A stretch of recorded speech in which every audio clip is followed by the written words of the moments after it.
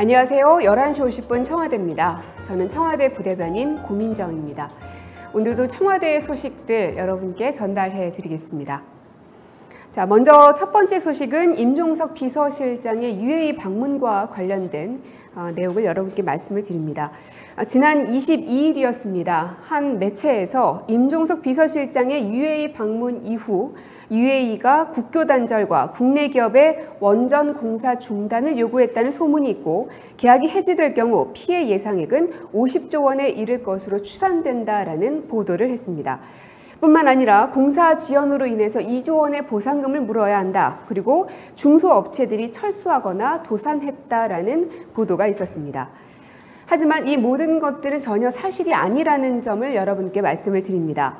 한전은 UAE로부터 계약 해지를 통보받은 사실이 없습니다. 그리고 UAE 원전 건설 공사와 공사비 지급 모두 정상적으로 진행 중에 있습니다. 뿐만 아니라 마지막에 말씀드렸던 중소업체들이 철수하거나 도산했다는 점, 이것도 산업부가 확인해 본 결과 이러한 중소업체는 없는 것으로 파악이 됐습니다. 임종석 비서실장의 UAE 방문은 원전 문제로 이루어진 것이 아닙니다. 양국의 전략적 동반자 관계 강화라는 것만큼은 분명하게 여러분께 말씀드릴 수 있겠습니다. 지난 6월이었습니다. 대통령과 UAE 왕세제가 통화를 나눴죠. 그 자리에서 양국 관계의 우호 협력을 더욱 증진시켜 나가자고 대화를 했습니다. 이에 따른 후속 조치로 12월 동명부대 파견 장병 위로차 임종석 비서실장이 방문을 했고요. 양국의 우호적 관계를 위한 대통령의 친서도 전달이 됐었던 것입니다. 네, 그리고 휴일 사이 탄저균에 대한 일부 보도가 나오면서 언론이 무척이나 떠들썩했습니다. 청와대 직원 500여 명이 국민 몰래 탄저균 예방주사를 맞았다라는 보도였는데요. 네, 청와대 직원인 제가 말씀을 드립니다. 예, 그런 주사는 맞은 적이 없습니다. 저를 비롯한 청와대 누구도 그런 주사를 맞은 적도 없는데요. 그렇다면 왜 이런 이야기가 나왔을까?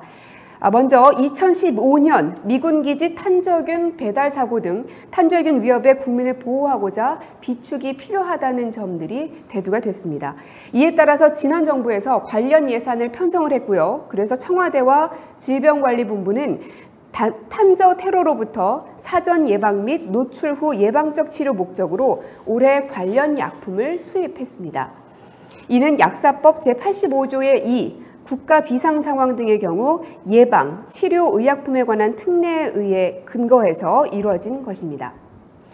네, 국내 생산 이 탄저 백신은 연구 개발 단계에 있습니다. 그리고 이번 구입은 국내 백신 개발 전에 초동 대응 요원용이라는 점을 말씀을 드립니다. 그리고 앞으로는 이 적절량을 비축할 예정에 있기도 하고요. 방금 말씀드렸던 이 탄저균 청와대 직원들이 주사를 맞았다라는 부분, 그리고 임종석 비서실장이 UAE를 다녀왔는데 그 이유가 중소업체들이 도산을 했고 공사지원금을 내야 되고 혹은 공사 중단을 요구받았다라는 이러한 것들, 결국은 추측을 단정적으로 보도하는 것이지 않았나 생각이 드는데요. 이런 것들이 불필요한 혼란을 불러일으키고 있지는 않나 다시금 생각해 봤으면 합니다. 자, 그리고 충북 제천 화재 참사 많은 이들의 가슴을 아프게 하고 있습니다. 다시 한번 희생자들의 명복을 빕니다. 다시는 이런 일이 일어나지 않도록 정부는 모든 노력을 다할 것입니다. 언론 보도에 따르면 소방 인력 가운데 구조대원이 부족해서 화재 당시 소방서 내근 행정팀장이 사다리차를 타고 올라가서 시민을 구했다라는 보도가 있었습니다. 뿐만 아니라 대도시의 경우에는 소방서 한 곳에서 한꺼번에 30-40명이 출동할 수 있고 또 주변 소방서에서 바로 지원이 가능한데 그러한 서울이었더라면 상황이 달랐지 않았을까라는 이야기들도 나오고 있습니다. 실제로 시도별 소방 공무원이 부족한 비율을 보면 충북도가 50.4%로 전국 시도 가운데 가장 높은 것으로 나와 있습니다. 그리고 여러분이 지금 보고 계시는 화면으로도 일부 설명이 될 것 같은데요.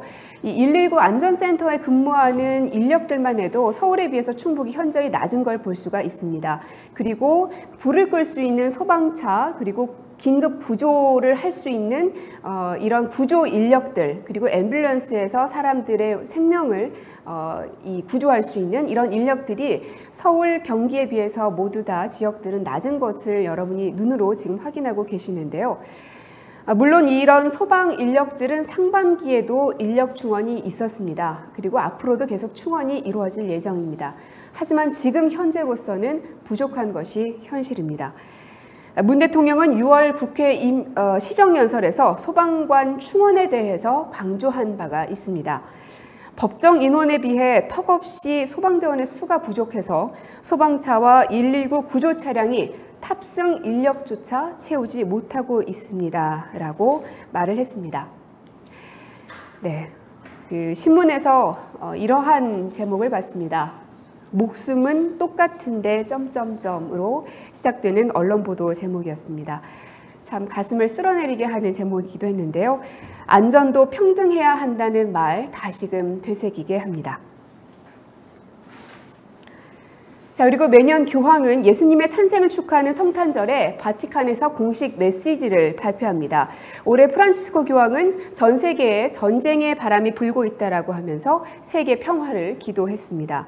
특히 분쟁 지역에 사는 어린이들이 고통에서 벗어날 수 있도록 국제사회가 노력하자고 말을 했는데요.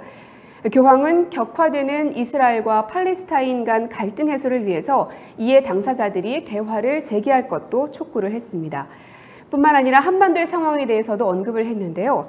프란치스코 교황은 한반도의 대치가 극복되고 또 세계 전체를 위해서 상호 간 신뢰가 증진되길 기도합시다라고 말했습니다. 이렇듯 올해 프란치스코 교황의 메시지 안에는 북한의 핵미사일 실험 이후 긴장이 고조된 한반도에 대한 이야기가 언급이 됐습니다. 교황의 이 말, 한반도의 대치가 극복되고 상호 간 신뢰가 증진되길 기도한다는 이 말, 아마 우리 모두의 소망이지 않을까 싶습니다. 네, 제천 참사로 인해서 가족을 잃은 모든 분들 다시 한번 위로의 말씀을 드리고요. 정부는 사고 원인을 제대로 파악하고 그리고 이런 일이 다시는 발생하지 않도록 예방에 최선을 다하겠다는 점 여러분께 말씀을 드립니다. 구조적 문제를 해결하고 다시는 이런 일이 일어나지 않도록 예방 등등을 살펴보겠다는 것 다시 한번 강조를 드리겠습니다. 오늘 11시 50분 청와대입니다. 소식은 여기까지고요. 내일 다시 이 시간에 찾아오도록 하겠습니다. 고맙습니다.